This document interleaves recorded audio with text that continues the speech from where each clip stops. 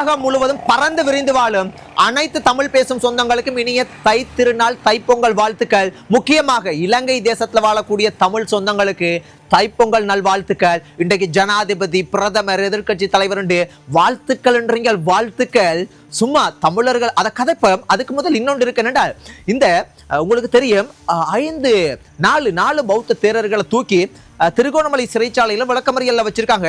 அதுல ஒரு சிக்கல் ஒன்று போகுது. அதை நான் உங்களுக்கு கடைசியா சொல்றேன்னா, அதுக்கு முதல் இந்த ஜனாதிபதி, பிரதமர், எதிர்கட்சி தலைவர் அவங்க எல்லாம் முக்கியமான அரசியல் தலைமைகள் எல்லாம் இந்த தைப்பொங்கல் திருநாள், தை திருநாள் வாழ்த்துக்கள் போட்டிருந்தாங்க. எக்ஸ் தளத்துல அவங்களோட ஃபேஸ்புக் பேஜ்ல எல்லாம், ஒபிஷியல் பேஜ்ல எல்லாம்.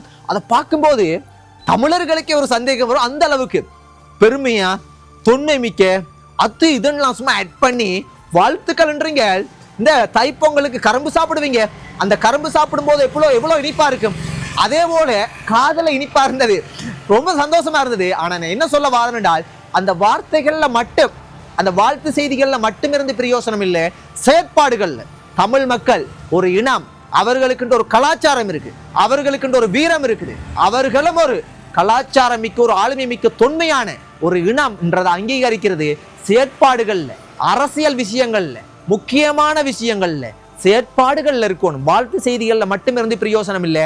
ஆனாலும் யாழ்ப்பாணத்துக்கு ஜனாதிபதி போயிருந்தேர், நான் நினைக்கிறேன் வேலணையுண்டு, இப்படி சில விஷயங்கள் இடங்களுக்கு எல்லாம் போய் பொங்கல் பொங்கி மக்களோட செல்ஃபி போட்டோலாம் எடுத்து சும்மா ஜாலியா சந்தோஷமா எல்லாம் பாத்தீங்கன்னா தைப்பொங்கல கொண்டாடி இருந்தேன். சந்தோஷமா இருந்தது. ஆனால் அதுல முக்கியமான ஒரு விஷயம் உண்டு. என்னண்டா, இதே போல தைப்பொங்கல் மட்டுமில்ல, அனைத்து நாட்களையுமே கொண்டாடணும், வாழணும். பிள்ளைகளை பிரிந்து, மனைவிகளை பிரிந்து, சொந்த தாய் தகப்பனை பிரிந்து, பயங்கரவாத தடை சட்டத்துல உண்மையாகவே குற்றவாளிகளாக இல்லாதவங்க இன்னும் சிறைச்சாலைகள்ல 10 வருஷம் 20 வருஷம் கடந்து இருக்கிறாங்க. அரசியல் கைதிகளாக இருக்கிறாங்க. எத்தனையோ பேர் காணாமலாக்கப்பட்டிருக்காங்க. அவங்களுக்கெல்லாம் இன்றைக்கு தைப்பொங்கல் திருநாளாண்டு கேட்டீங்கன்னா அவர்களுக்கு இன்றைக்கும் கவலையான நாள். அவர்கள் கவலைப்படுறாங்க, துன்பப்படுறாங்க. அவர்களுடைய பிள்ளைகள் எங்க போனாங்கன்னு தெரியாது.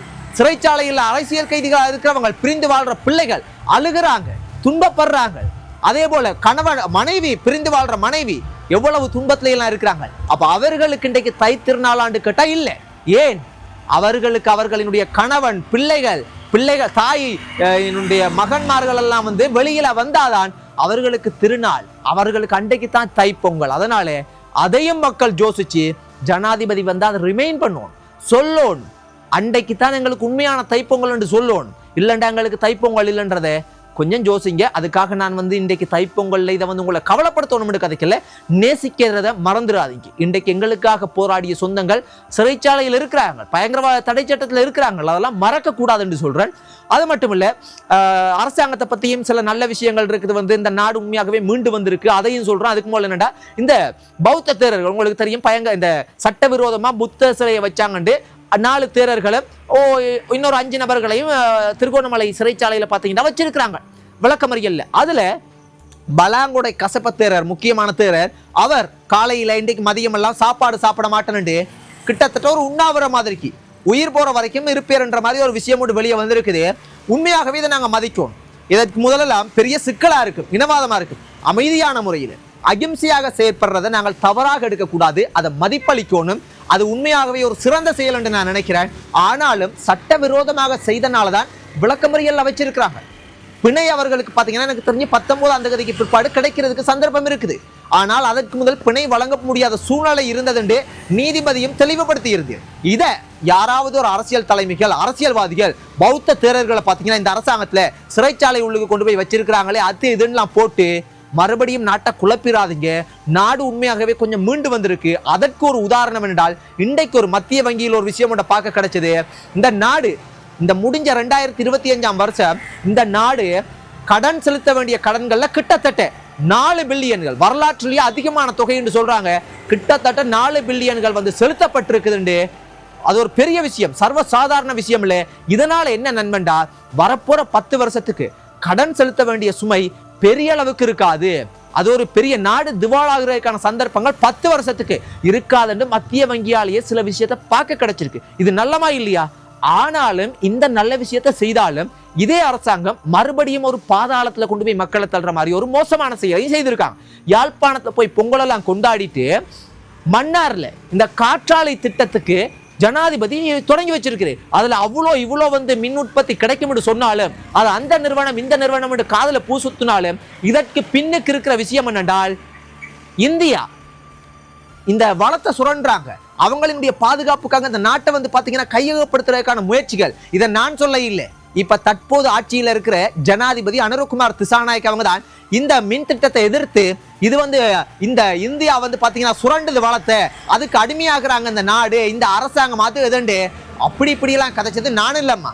ஜனாதிபதி அனுரகுமார் திசாநாயக் அவங்களே இந்த திட்டத்துக்கு ஒப்புதல் கொடுத்து இந்த திட்டத்தை நிறைவேற்றுறாங்கண்டா மறுபடியும் மீண்டு வார நாடு மறுபடியும் இந்தியாட மிகப்பெரிய ஒரு பாதாள குகைக்குள்ள கொண்டு போய் வாயிலேயே வைக்கிற மாதிரி இருக்கு. அதனால அது பிள்ளை, அது தவறு.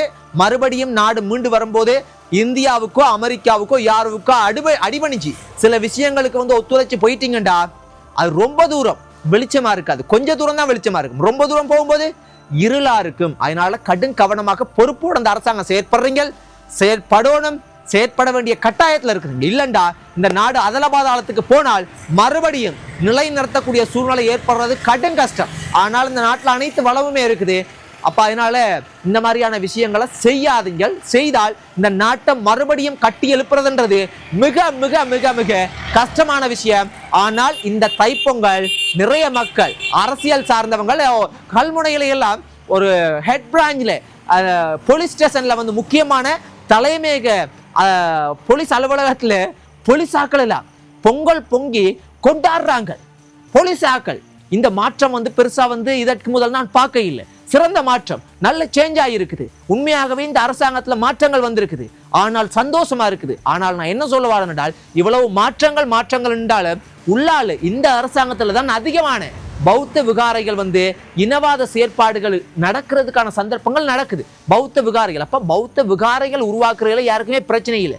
ஆனால் இந்த நாடு பௌத்த நாடுன்ற கோட்பாடுக்குள்ள மட்டுமே தங்கி இருந்தா இந்த நாட்டை முன்னேற்றம் அடைய கொண்டு போக முடியாது. என்றால் இதுல தமிழர்கள் ஒரு தமிழ் கலாச்சாரம் மிக்க தமிழ் இனம், தொன்மை மிக்க இனம் என்று நான் சொல்லலை. ஜனாதிபதி சொல்றீங்க, பிரதமர் சொல்றீங்க, எதிர்கட்சி தலைவர் சொல்றீங்க.